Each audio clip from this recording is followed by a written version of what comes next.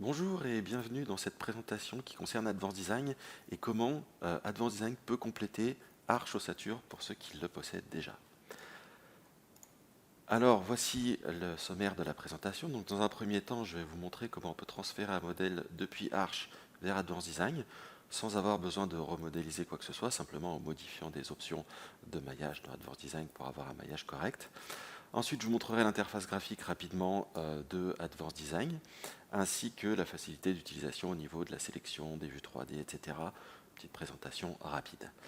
Ensuite, je vous montrerai tout ce qui concerne les charges, et donc notamment ce qui manque dans Arch Ossature, à savoir la liberté du chargement de la structure, à savoir mettre des charges ponctuelles à n'importe où, des charges sur les voiles, des charges horizontales, ce genre de choses pour générer des poussées de terre qui n'existent pas dans Arch Ossature. Je vous montrerai également le générateur climatique 3D rapidement sur la structure qu'on aura exportée depuis Arch. Au niveau du séisme, il y a un certain nombre de choses qu'on ne peut pas faire dans Arch Ossature, qu'il est possible de faire dans Advanced Design, notamment tout ce qui est la mise en place d'appuis élastiques pour tenir compte du déplacement du sol. Et je vous montrerai les options qui existent dans Advanced Design qui n'existent pas dans Arch Ossature pour avoir un calcul plus performant et plus rapide au niveau du séisme. Comme vous le savez, Arch Ossature ne génère pas les combinaisons, ce sont les modules qui génèrent les combinaisons, mais dans Advanced Design, nous pouvons faire les combinaisons. Je vous montrerai rapidement comment on définit les combinaisons dans Advanced Design. Et enfin, pour terminer, je vous montrerai rapidement que les modules de ferraillage, donc les Advanced Design modules, sont intégrés complètement à Advanced Design. Donc je vous ferai un export d'un poteau, quelque chose, une semelle. Et je vous montrerai également, pour terminer, le module slab, donc le module des dalles, qui est intégré à Advanced Design et Revit et qui n'est donc pas disponible dans Arch Ossature. Alors on va commencer par le transfert. Donc le transfert est assez simple entre Arch et Advanced Design. Donc le transfert est effectué dorénavant via un fichier GTCX en passant par fichier exporté Advanced Design, comme vous le voyez sur la fenêtre suivante. L'ancien export AE qui était disponible est en fait déprécié et il est préférable maintenant d'utiliser le GTCX qui possède plus d'options que l'ancien fichier AE. Dans Advanced Design, on pourrait éventuellement importer en passant par l'onglet BIM, importer, comme vous voyez sur la copie d'écran. Cependant, quand vous êtes dans Arch, et c'est ce que je vais vous montrer maintenant, quand vous exportez, il ouvre directement Advanced Design. Donc, nous allons passer sur Arch. Donc, nous voici dans Arch. Donc là, on a un modèle. Alors, vous avez deux possibilités. Soit vous faites l'export en phase de saisie. Attention, si vous faites cet export en phase de saisie, il faudra bien que tous vos éléments aient une section. Advanced Design n'est pas capable de prédimensionner des éléments, contrairement à Arch Ossature. Donc, si vous avez des poutres avec une hauteur de 0, elles ne fonctionneront pas dans Advanced Design. Ou si vous avez des poteaux de section 0, ça ne fonctionnera pas dans Advanced Design. Il vous mettra une erreur en disant que la section est incorrecte. Donc, il est préférable d'exporter depuis la rubrique exploitation, ce qui est notre cas ici. Vous voyez ici en bas, on est bien en exploitation. Quand on fait exporter vers Advanced Design, vous avez un certain nombre d'options. Notamment, vous pouvez choisir si vous voulez encastrer les poteaux sur appui ou articuler les poteaux sur appui. Pareil pour les voiles. Et vous pouvez choisir ici une taille de maillage. Et je vous propose de lancer directement Advanced Design, ce qu'on va faire. Ensuite, il va vous poser deux questions. Il vous demande déjà, alors, si vous répondez oui à cette question-là, il vous en posera une deuxième. Si vous répondez non, l'export sera terminé. Il vous demande si vous voulez exporter, en plus des charges qu'il y a déjà sur les dalles et sur les éléments, donc les charges que vous avez mis en phase saisie, si vous voulez exporter les efforts dans la descente de charge, c'est-à-dire les efforts déjà répartis sur les éléments porteurs. Donc là, on va répondre. Dans ce cas-là, si vous répondez oui, il vous demande si vous voulez exprimer les efforts dans le repère global ou dans le repère local des éléments. Donc là, on va demander dans le repère global. Donc là, on valide et automatiquement, du coup, il va nous lancer Advanced Design et nous importer donc le fichier GTCX.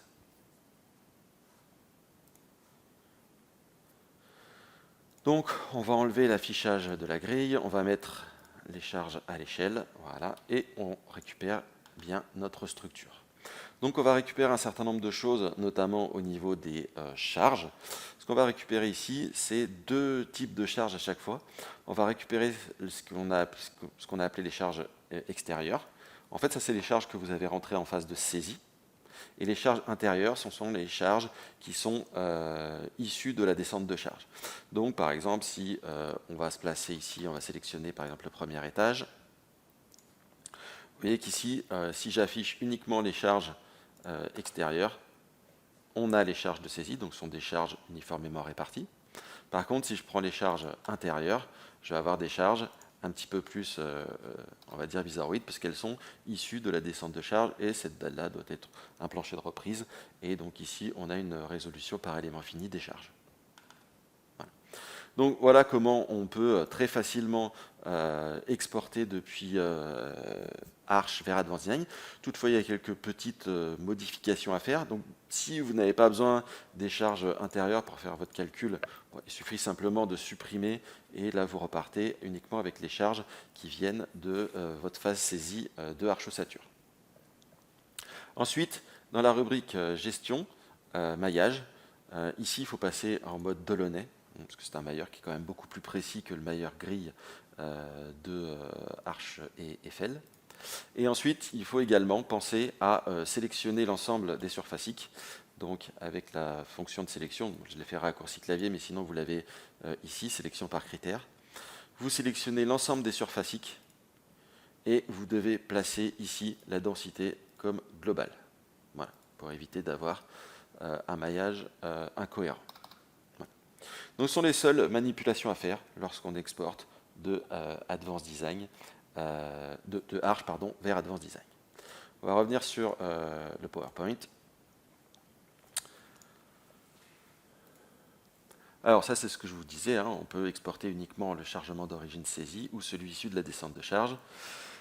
Et INT pour la descente de charge et EXT pour les charges de saisie. Donc vous les récupérez ici. Alors, au niveau de l'interface graphique de Advanced Design, je vais simplement vous montrer comment on peut facilement filtrer des éléments, créer des vues, les différentes options d'affichage, etc. Simplement pour montrer que par rapport à Arch Ossature, on est quand même sur une génération au-dessus au niveau de l'affichage graphique. Donc on repasse sur Advanced Design. Donc au niveau des options, alors déjà vous avez pu constater ici qu'on est sur une vue 3D. J'ai ici un petit bouton, il y a bien sûr un raccourci clavier qui va avec, ou un raccourci avec la souris qui me permet de tourner autour du modèle. Vous pouvez afficher, sélectionner très facilement votre structure. Alors par défaut dans Advanced Design, on va fonctionner sous forme d'arborescence. Vous allez récupérer ici les différents étages ainsi que vous voyez à l'intérieur de chaque système, on va récupérer appui, poteau, etc. Donc ça vous permet déjà, dans un premier temps, de faire des sélections très rapidement. Hein. Si je veux sélectionner par exemple tout mon étage 1, je sélectionne mon étage 1, je peux filtrer à l'affichage et je n'ai plus que l'étage 1 à l'écran. Si je ne veux voir que la superstructure sans les dalles, il suffit de double-cliquer sur le système dalles pour masquer le système dalles et je me retrouve avec l'étage 1 en superstructure. Après, j'ai différentes possibilités d'affichage que je peux utiliser ici avec le bouton ici affichage dans l'onglet accueil qui vont me permettre de faire un certain nombre de choses. Donc déjà premièrement, je pourrais demander à avoir l'affichage par section avec une légende des couleurs qui me permettra ici de connaître directement la section des différents éléments simplement avec une couleur. Ensuite, j'ai d'autres possibilités qui sont disponibles. Je peux éventuellement, par exemple, ajouter un petit peu de transparence pour voir à travers, ce qui me permettra de mieux repérer les éléments. Si cette vue-là me convient et que je veux la mémoriser pour l'utiliser plus tard, il suffit de cliquer sur le bouton « Enregistrer la vue ». Automatiquement ici, vous avez la vue mémorisée qui apparaît là, et vous pouvez l'appeler « Vue 3D de l'étage 1 ». Okay. Ensuite, si vous voulez faire un plan de repérage des appuis, par exemple, il suffit de prendre uniquement les appuis, de se mettre par exemple en vue de dessus, comme ceci, d'aller à nouveau dans les options d'affichage. Dans les options particulières sur les éléments, on va venir sur les appuis, ici, et on va lui demander par exemple de nous afficher le numéro des éléments. Comme ceci. vous voyez que automatiquement, donc là vous pouvez augmenter la taille du texte hein, si les textes sont trop petits, automatiquement ici on est venu rajouter ici les numéros des appuis. Alors comme j'ai des appuis ponctuels et des appuis linéaires sous mes voiles, il y a des éléments qui ont le même numéro, donc je pourrais être éventuellement un petit peu plus précis en retournant dans les options d'affichage et venir spécifier par exemple pour les appuis ponctuels que moi je veux par exemple P point avec le numéro pour les appuis ponctuels et L point pour les appuis linéaires. Voilà. Et automatiquement, on vient indicer, mettre un préfixe sur les éléments. Et si cette vue-là vous intéresse, parce que vous voulez la mettre dans votre note de calcul plus tard, vous pouvez à nouveau enregistrer la vue et l'appeler repérage des appuis. Vous pouvez bien sûr passer d'une vue à l'autre, simplement en faisant un double clic dessus, et bien sûr, les options qui étaient affichées ou pas affichées se modifient automatiquement. Voilà. Donc, au niveau de la sélection, on est vraiment plus libre que ce qu'on faisait précédemment sur Arch. Si je raffiche l'ensemble du modèle, y compris les dalles que j'ai cachées tout à l'heure, je vais pouvoir, en utilisant la fonction de sélection par critère qui est extrêmement puissante, sélectionner des éléments, sélectionner par système. Par exemple, si je veux prendre toutes les dalles de tous les étages, les filtrer et n'afficher que ça pour faire une modification d'un matériau, par exemple, je peux le faire très rapidement en quelques clics. Donc, je ne vais pas aller plus loin sur les vues 3D, etc. Mais sachez qu'on va beaucoup plus loin dans, on va dire, la facilité d'utilisation dans Advanced Design, puisqu'on est dans un environnement 3D complet. On va repasser sur le PowerPoint. Et on va parler du coup des charges. Donc, Advanced Design vous permet d'être complètement libre sur les charges que vous allez mettre en place. Vous pouvez mettre des charges ponctuelles, complètement quelconques. Par exemple, vous voyez ici, je vous ai mis une charge avec des valeurs, des efforts tranchants et un moment. Vous pouvez également mettre des charges pour générer par exemple des poussées sur un mur. Donc ça, je peux vous montrer rapidement, c'est très simple à faire pour ajouter des charges sur un élément. On va repasser sur Advanced Design. On passe sur Advanced Design, je vais défiltrer à nouveau. On va enlever l'affichage des charges, parce que là pour l'instant, je n'en ai pas besoin. On le raffichera uniquement quand j'aurai mis ma charge complémentaire. Hop. Donc si par exemple on se met donc, sur l'étage 1, hop, on va rajouter une charge par exemple sur ce voile-ci. Donc je peux rajouter ici une famille par exemple pour générer une poussée de terre, voilà, tout simplement.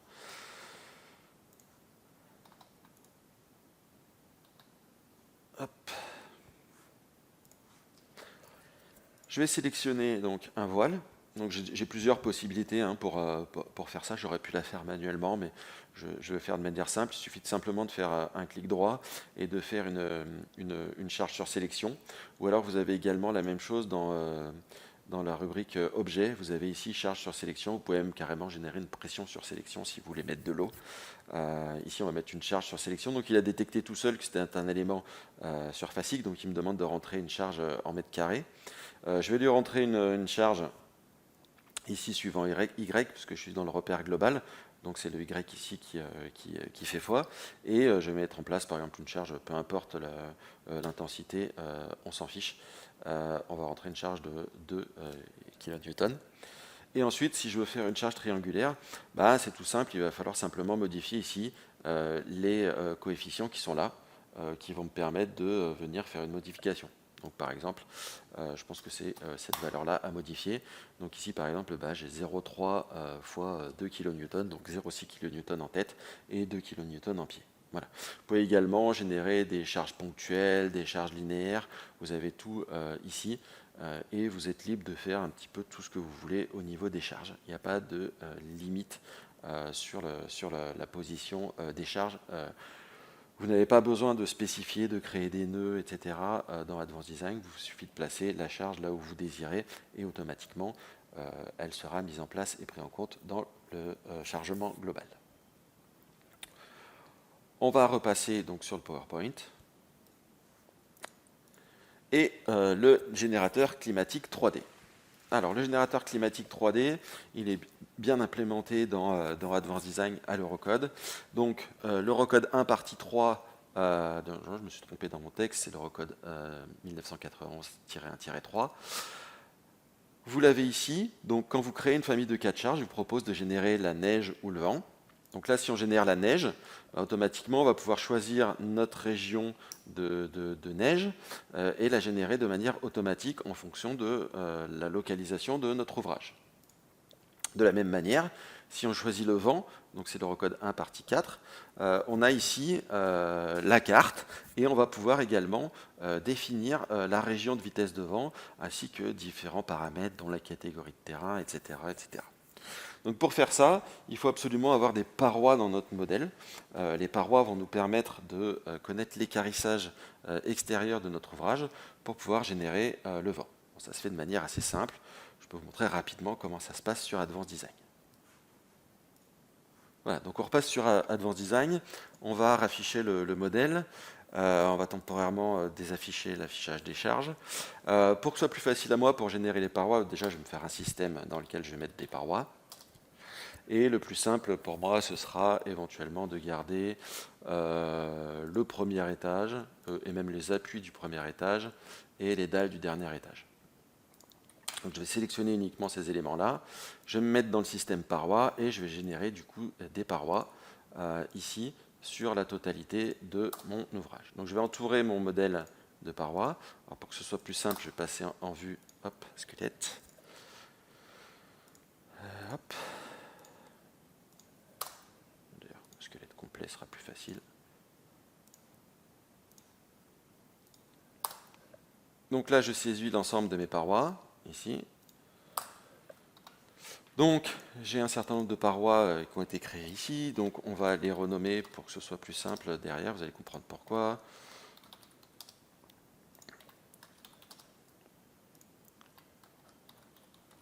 Et puis là, la dernière, c'est la toiture. On va la renommer toiture. Si je charge donc du coup les familles qui m'intéressent, donc je vais commencer par la neige. Alors bien sûr, vous allez pouvoir ici régler un certain nombre de choses, et notamment par exemple ici la neige. Voilà, donc là automatiquement il vient me générer mes 2 charges de neige. Donc pour que ce soit plus facile à voir, on peut peut-être éventuellement passer en décanewton pour voir ici les charges de neige qui ont été mises en place.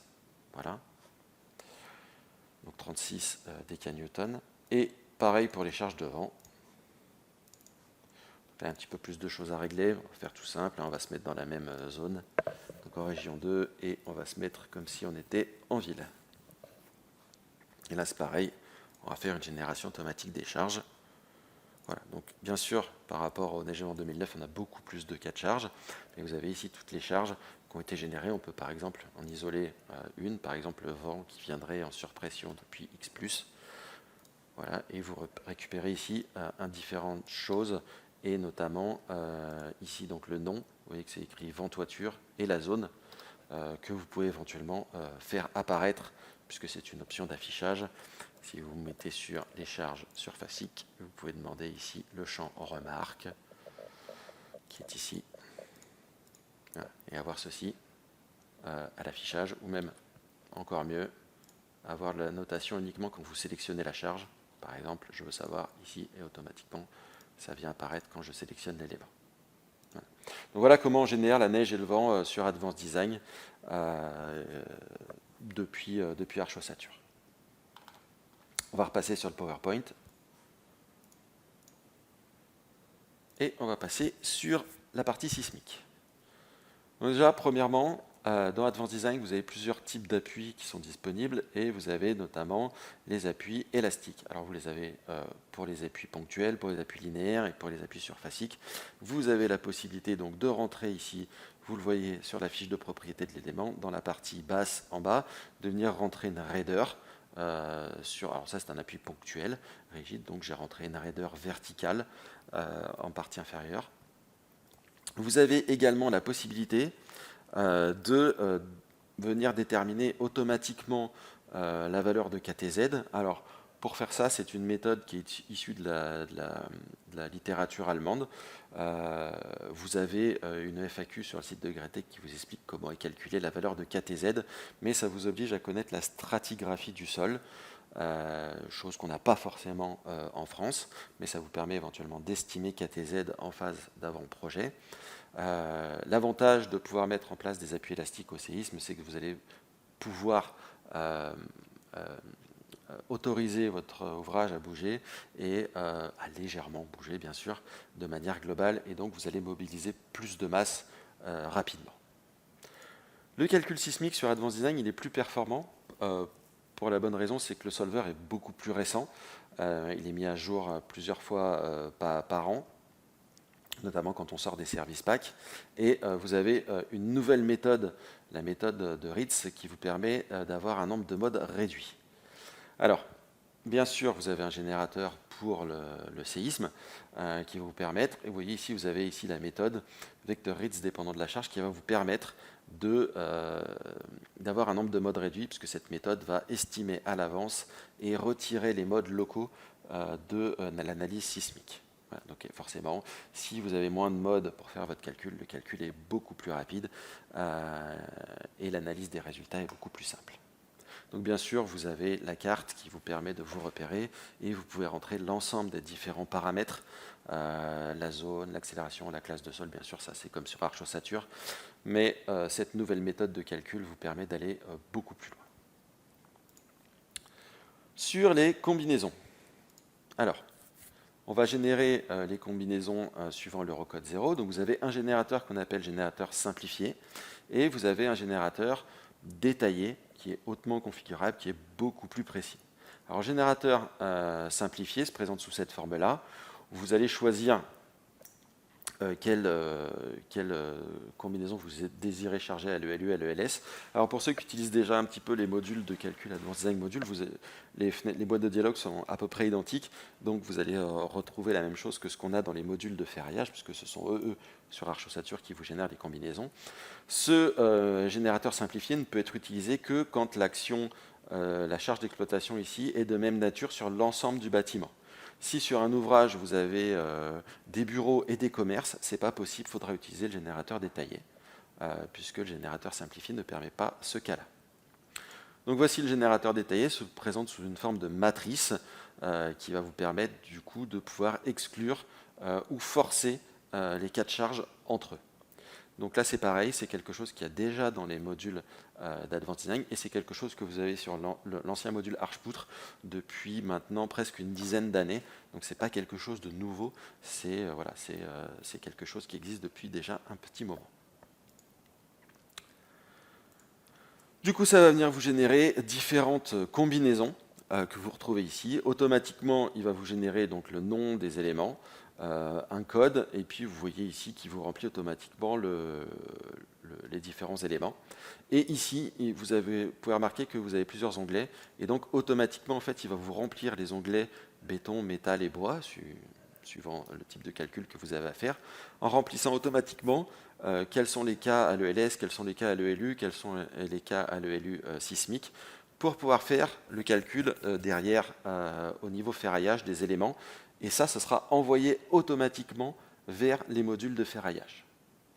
Ce qui me permet de faire la transition avec les modules de ferraillage. Donc les Advanced Design modules sont dorénavant intégrés à Advanced Design. C'est une nouvelle interface. Pour ceux qui utilisent les anciens modules, c'est une nouvelle interface. Elle est plus claire, elle est plus simple. Les options étaient organisées de manière plus logique.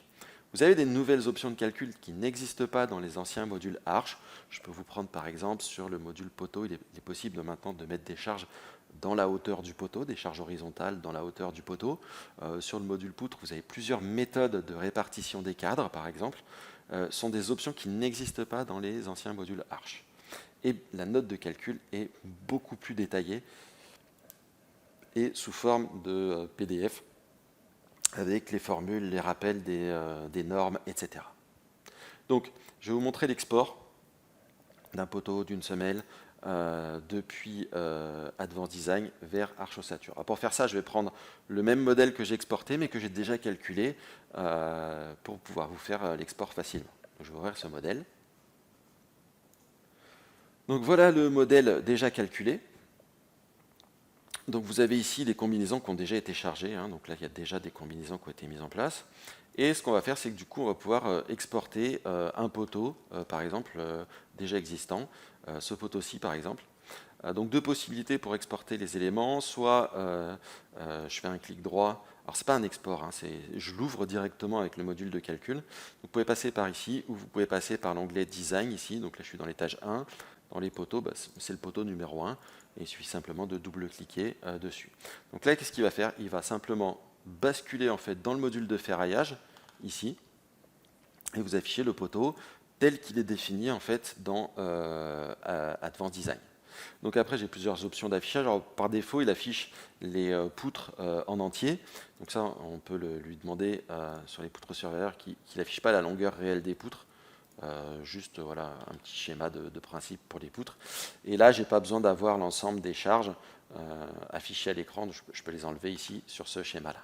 Alors bien sûr, je peux voir toutes les charges qui ont été exportées depuis Advanced Design. Donc, là, par exemple, sur ce modèle-là, j'avais gardé les charges permanentes, les charges d'exploitation de la neige. Et ici, c'est les combinaisons qui ont été mises en place dans Advanced Design. Donc là, il me suffit simplement de régler des hypothèses de calcul, ici. Alors, il y a un certain nombre d'hypothèses qui sont reprises de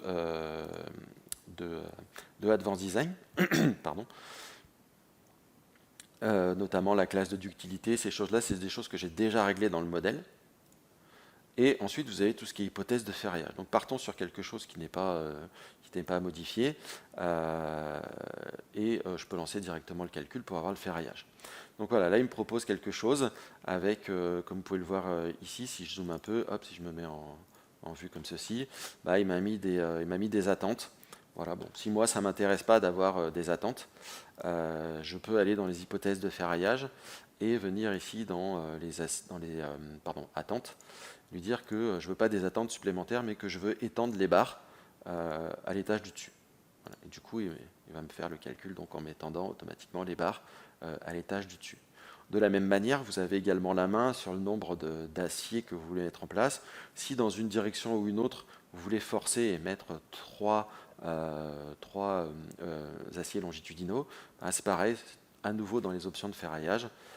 Par défaut, il est sur la solution qui vous donne le minimum de barres, mais vous pouvez également lui dire que, par exemple, dans la direction X, vous voulez 3 barres et dans l'autre 2, et il vous fera le calcul avec vos contraintes, comme ceci.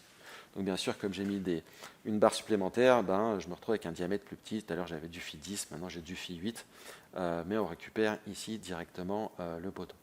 De la même manière, si vous retournez dans la rubrique géométrie, pour le calcul des longueurs de flambement, vous pouvez éventuellement modifier ici et vous mettre en standard et venir modifier comment il calcule ses longueurs de flambement ou lui faire demander à faire un calcul automatique. Voilà. Et là, automatiquement, vous pouvez lancer le calcul et il va vous sortir le nouveau ferraillage correspondant. Quand vous êtes OK avec tout ça, il suffit de faire fermer tout et mettre à jour et il va importer les résultats dans Advanced Design, donc que je vais récupérer ici. Et vous voyez qu'ici, il a importé les résultats. Voilà. Donc ici, quand vous allez cliquer, il va vous dire que il a les résultats du module qui sont disponibles. On pourrait faire pareil sur une semelle. Voilà. Donc là, je vais utiliser l'autre méthode. Je vais faire ouvrir avec le module de calcul. Puis là, c'est pareil, on va passer sur le module semelle. Et là, c'est pareil, on va venir régler les différentes hypothèses, etc., etc. Donc là, c'est pareil, si vous avez ce qu'on appelait anciennement les styles de ferraillage dans Arch Ossature, là, vous les avez également, ça s'appelle les gabarits de calcul. Donc là, c'est pareil, vous pouvez régler des gabarits à l'avance pour faire vos différents calculs. Là, par exemple, dans les hypothèses de calcul, on peut venir changer ici, rentrer un QNet, la valeur de QNet ici. On peut lui demander à ce qu'il ne fasse pas la vérification du tassement. Qu'est-ce qu'on peut faire encore? On peut lui demander qu'il tienne compte de la condition d'acier minimale, etc., etc. Et bien sûr, il a récupéré les différentes charges qui venaient d'Advanced Design, et donc du coup, on peut lui faire directement le calcul. Voilà. Donc là, il me dit que je ne suis pas bon, donc là je peux éventuellement le faire le prédimensionnement de la semelle.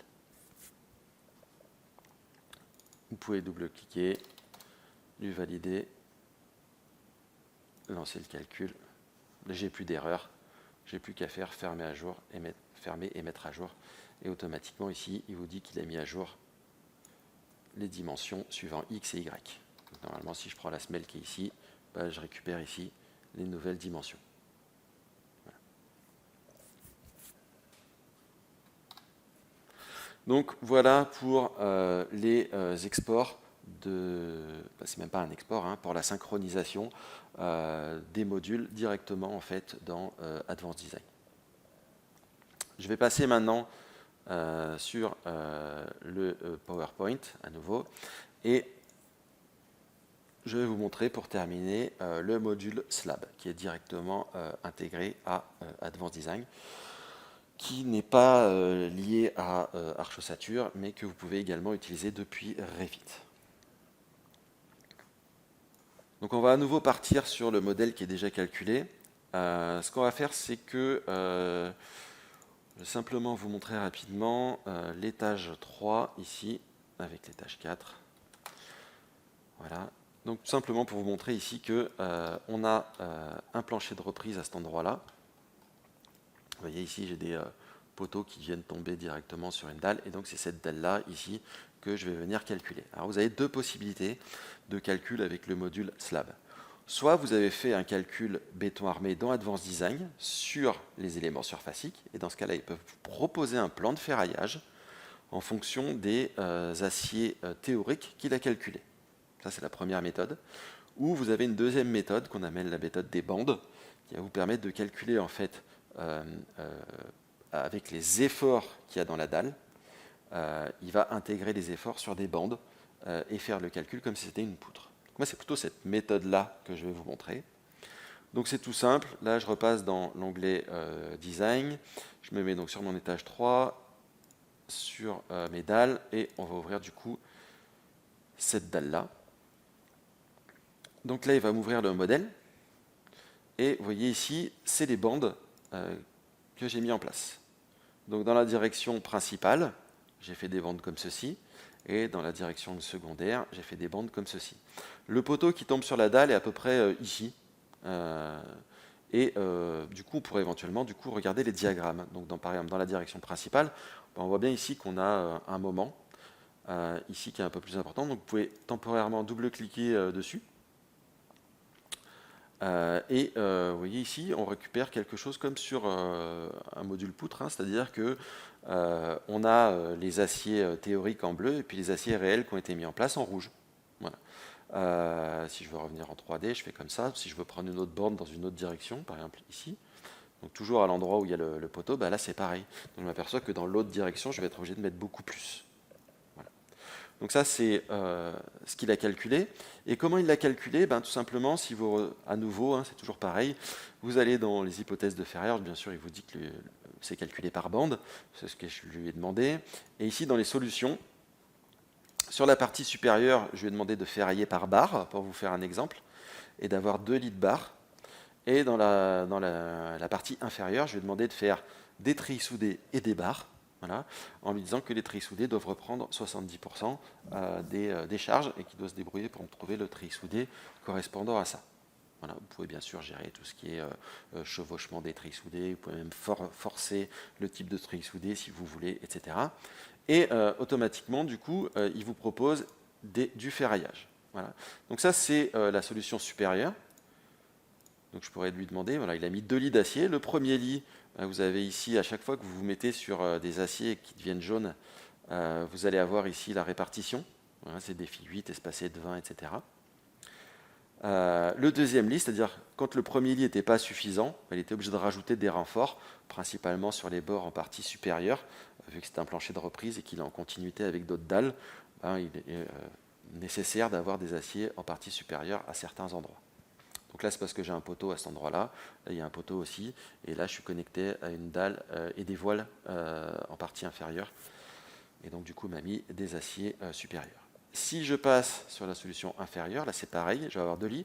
Le premier lit, ça va être quoi? Ça va être des treillis soudés, donc les MMI du TS25, du ST25.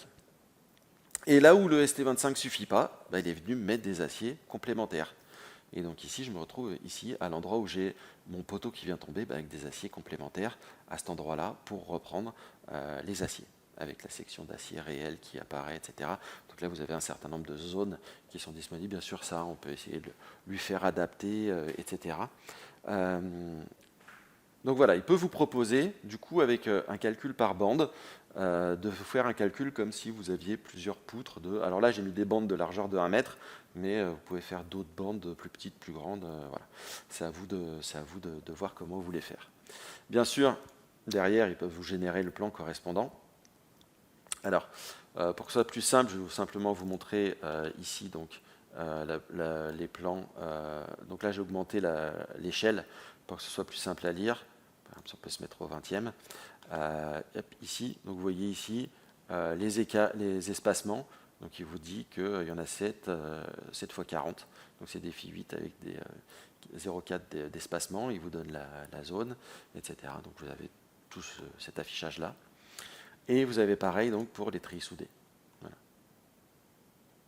Donc les treillis soudés, vous les avez là. Bien sûr, vous pouvez également avoir la nomenclature des treillis. Ici.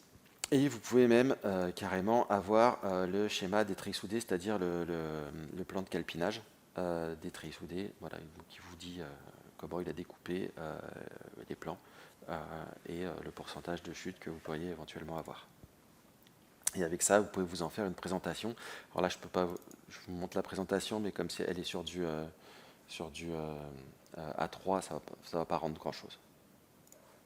Voilà, sur du A3, ça donne ça, c'est un petit peu moins lisible, puisqu'on est à une échelle de 1 centième. Donc ça, après, c'est à adapter, changer la taille de la présentation pour avoir ça un petit peu plus grand, ou simplement refaire carrément les plans, puisque là, c'est directement en fait un fichier DWG que vous pouvez ouvrir sur AutoCAD ou sur un autre logiciel qui accepte les fichiers DWG. Donc après, vous pouvez faire les mises en page, les mises en plan, comme vous le désirez.